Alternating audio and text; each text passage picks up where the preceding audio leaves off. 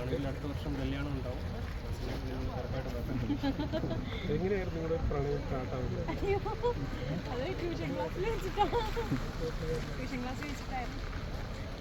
ഇതുവരെ എത്തി. കണ്ടു ഇഷ്ടപ്പെട്ടു. അതെ. ശ്രീലക്ഷ്മിയുടെ ഏറ്റവും ഇഷ്ടപ്പെട്ട ക്യാരക്ടേഴ്സ്?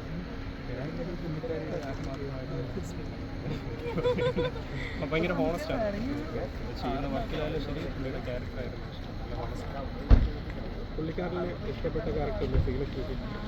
പുള്ളി പാവമാണ്. ഞാൻ ഇച്ചിരി വഴക്കാളായിരിക്കും. പക്ഷെ പുള്ളി ഭയങ്കര അതൊക്കെ അഡ്ജസ്റ്റ് ചെയ്ത് എൻ്റെ ഇപ്പം മൂഡ് സ്വിങ്സ് ഒക്കെ എനിക്ക് ഒരുപാടുണ്ട്. അപ്പോൾ പുള്ളി അതൊക്കെ അഡ്ജസ്റ്റ് ചെയ്ത് സ്മൂത്തായിട്ട് കാര്യങ്ങൾ ചെയ്യും.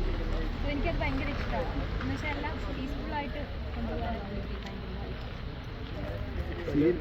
കല്യാണം കഴിഞ്ഞിട്ട് എന്താണ് ഫ്യൂച്ചർ പരിപാടികൾ പ്ലാൻ ചെയ്യുന്നത്?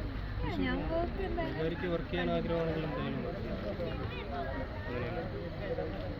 സീരിയലൊക്കെ കാണാറുണ്ടോ? അതെ അതെ, കുറേ എപ്പിസോഡ്സ് അവൾ വരുന്ന എപ്പിസോഡ്സ് കാണാനായിട്ട് കാണാൻ ഇല്ല. അവൾ വരുന്ന എപ്പിസോഡ്സ് എന്തായാലും ഷോർട്സും അതും ഇതൊക്കെ അവൾ യൂട്യൂബിലായാലും അയച്ചു തരും. അതൊക്കെ എന്തായാലും. കല്യാണം എപ്പോഴായിരിക്കും ഡേറ്റ്? ഡേറ്റ് ഇതുവരെയായിട്ട് നിശ്ചയിച്ചില്ല. അടുത്ത വർഷം ഉണ്ടാവും. പ്രേക്ഷകരോട് എന്താണ് പറയാനുള്ളത്? ഈ കുടുംബത്തിലൊക്കെ പ്രേക്ഷകരോട് ഇഷ്ടപ്പെടുന്ന സ്നേഹിക്കുന്ന ആൾക്കാരോട്? അവരെപ്പോഴും എനിക്ക് നന്ദി മാത്രമാണ്. കാരണം അക്സെപ്റ്റ് ചെയ്തു. സോ റണ്ണിങ് ആണ്, അടിപൊളിയായിട്ട് റണ്ണിങ് ആണ് സീരിയൽ. സോ അവരാണ് ഇത്രയും പ്രൊമോട്ട് ചെയ്ത് ആക്കിയത്. So thank you. ബ്രോ എന്താ പറയാത്തത്? എന്തിനും ശ്രീലക്ഷ്മിയെ ഇഷ്ടപ്പെടുന്ന കുറേ പ്രേക്ഷകരുണ്ട്. അതെ അതെ, ഒരുപാട് ഫാൻസുകാരുണ്ട് ഓൾറെഡി. അവരോട് എല്ലാവരും സ്നേഹം മാത്രം. അതെ, സ്നേഹം മാത്രം. Okay, all the very best. അതെ, താങ്ക് യു.